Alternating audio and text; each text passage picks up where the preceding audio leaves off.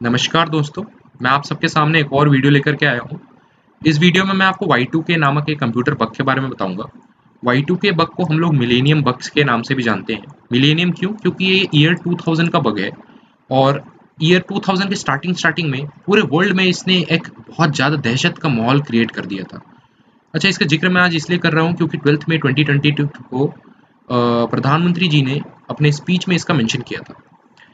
चलिए देखते हैं कि इसने कैसे वर्ल्ड में तबाही मचाई थी और किस तरीके से इसने फियर पैदा किया था। तो यहाँ देख सकते हैं कि Y2K जो है वो एक कंप्यूटर फ्लॉ था। कंप्यूटर फ्लॉ क्या होता है?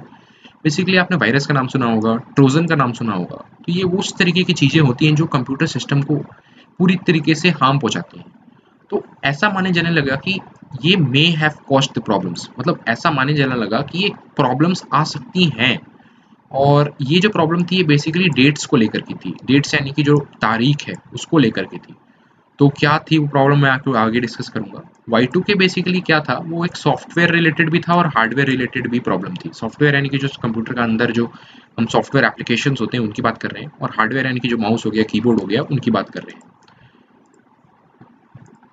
तो यहाँ आप देख सकते हैं कि जो 1900s में, देखिए यहाँ पे 1900s में जो भी डेट लिखी जाती थी वो कुछ इस प्रकार से लिखी जाती होंगी, क्योंकि 20th सेंचुरी में ये फर्स्ट और सेकंड डिजिट तो चेंज होना नहीं है।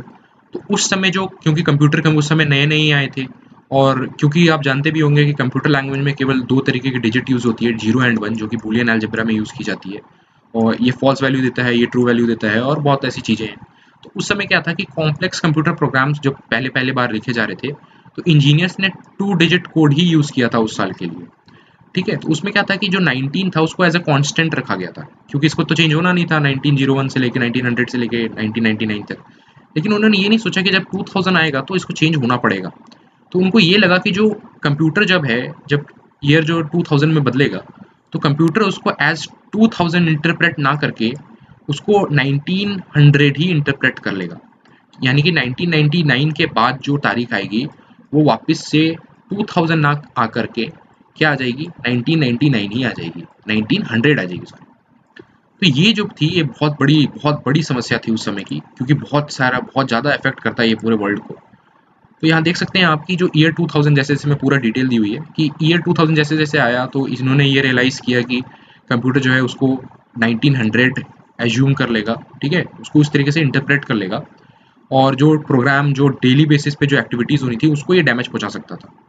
तो क्योंकि जैसे तारीख दिसंबर 31 1999 से 2000 बदली, उसको कंप्यूटर कैसे इंटरप्रेट करता, इस तारीख, यानी कि जनवरी 1 1900 इंटरप्रेट कर लेता।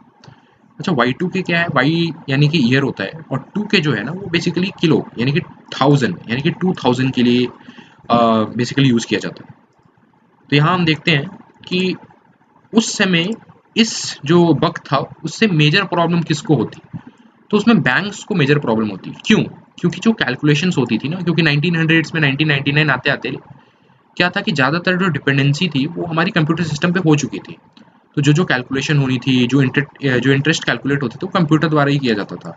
तो वो कंप्यूटर क्या करता, हो सकता है कि वो इंटरेस्ट जो है वो -100 साल करके कैलकुलेट कर देता। तो उसमें देख सकते हैं आपकी कितना बड़ा घाटा हो जाता। और पावर प्लांट्स में भी आप देख सकते हैं कि रूटीन कंप्यूटर मेंटेनेंस होता है, सेफ्टी चेक होता है, या वाटर प्रेशर में जो भी ये चीज़ें होती हैं जो एक इंडस्ट्री के लिए बहुत इंपॉर्टेंट होती हैं, वो भी कंप्यूटर पे चलने लग गई थी। तो इसमें भी बहुत बड़ा एक रोल प्ले कर सकता था वो, और ट्रांसपोर्टेशन में भी एक बहुत बड़ा रोल ये प्ले करता। तो आगे बढ़ते हैं और देखते हैं क्या था, क्या हुआ। तो उस समय लोगों को सॉल्यूशन क्या दिख रहा था, तो ईजिएस्ट सॉल्यूशन क्या दिख रहा था कि जो हमारे जो 4 डिजिट नंबर है ना उसमें अपग्रेड कर लिया जाए। यानी कि जो मैंने आपको बताया था ना कि पहला जो 4 नंबर थे जिसमें 19 कांस्टेंट था, तो ये जो कांस्टेंट है इसको हटा करके 4 डिजिट नंबर में कोड करना शुरू कर दिया जाए, ये एक सॉल्यूशन उस समय माना जा रहा था। तो क्या हुआ बेसिकली उस समय, क्या प्रॉब्लम आई? देखिए, प्रॉब्लम उस समय ऐसे माना जा रहा था कि बहुत सारी प्रॉब्लम आएंगी, पर बहुत कम प्रॉब्लम आई। उसमें से एक प्रॉब्लम थी कि जो न्यूक्लियर एनर्जी फैसिलिटी थी ना इशिकावा में, जापान में, वहाँ पे कुछ रेडिएशन इक्विपमेंट में फेलियर आया। बट बैकअप फैसिलिटीज ने वो भी इंश्योर कर लिया कि कोई ऐसा थ्रेट ना पहुंचे, मतलब बहुत मेजर हार्म इससे नहीं पहुंचा था।